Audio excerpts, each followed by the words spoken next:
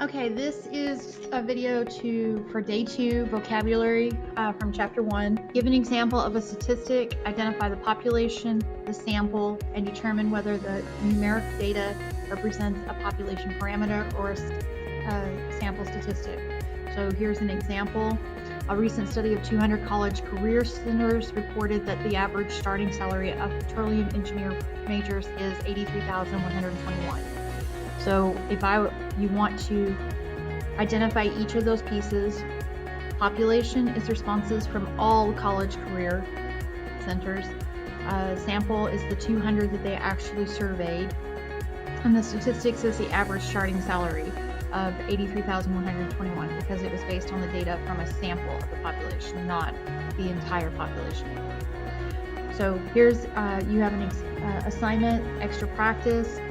Find one of your own, go to this website and then look for a news source that you can identify the population sample and determine the numeric data. And you'll write that here. Okay, again, we're talking about data and statistics. Data consists of information coming from observations, counts, measurements, or responses. This is the numeric counts, that kind of thing. While statistics is the science of collecting, organizing, analyzing, and interpreting the data in order to make decisions. So it's not just about getting the data, it's about actually looking at it, seeing how it's working, see how they interact, and then making a decision based on that information. It's very analytical and it is meant to make you think. So at the bottom, you have identify data sets. I'm not going to read through all of these. You will be able to pause as you go through the video so you can get it that way. I have highlighted the information that's important. So highlighting the sample, 2,800 fifth graders, 3,312 of them said yes. That is the responses. And the sample data is the yes or no responses. So out of 2,800, 312 said yes.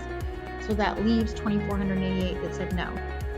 And then the population, we have to go work backwards. So we didn't get told in the sample example that all of the fifth graders in the U.S., but that would be the situation in this case because it does say the United States, so we are talking about fifth graders in the United States, but for the population, it would have to be all of them. Okay, so for the next piece, you have to be able to determine whether it's a population and parameter or a sample statistic. So based on the reading, you should be able to tell if it's talking about a portion or the full population. You always want to check for those two things. So the first one, a recent survey of 150 staffing agencies. There's not just 150 staffing agencies in the entire United States, so that would not be a population. Therefore, what they're talking about is a subset of the population or a sample. 1,275 students who accepted admission of Academia University. That would be the whole freshman class. So that is a full amount of people that they're looking at. They're not looking at all the students, but they're not really wanting that because they specified accepted admission. That is going to be the freshman class, so they're looking at the entire population. In a random sample check of a sample, kind of gives you the idea of the offices. So there's giving, again, a sample statistic, a subset of the population.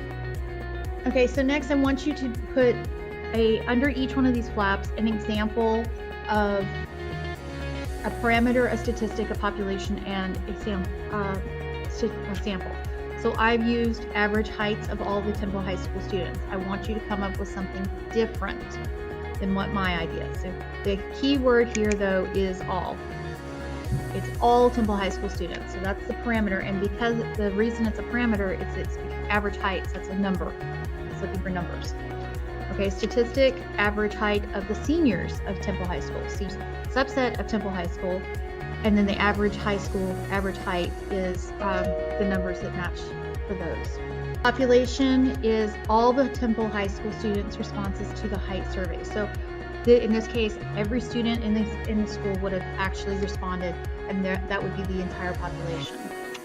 And then the survey is sent out to only the seniors, the responses to the seniors, or from the seniors that we get. So again, population gives you parameters. population is the people doing it, parameters is the responses they give you, and it's all of them. So we can write the word all here.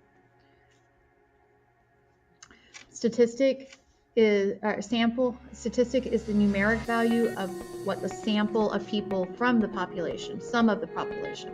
So again, sum.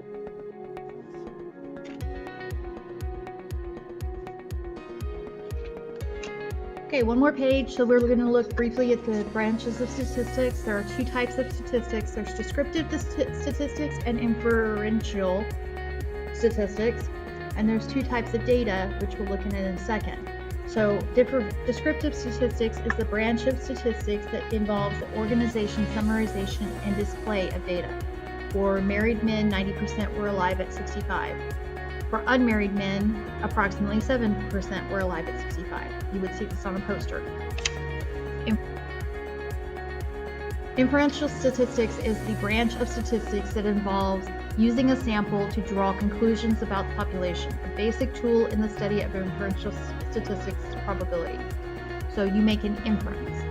Inference of being married is associated with longer life for men. So basically you use the descriptive statistics to come up with some kind of a conclusion, and you make an inference about that information to talk about the population as a whole. Qualitative data is the attributes, labels, or non-numerical entries. Quantitative data consists of numerical measurements or counts.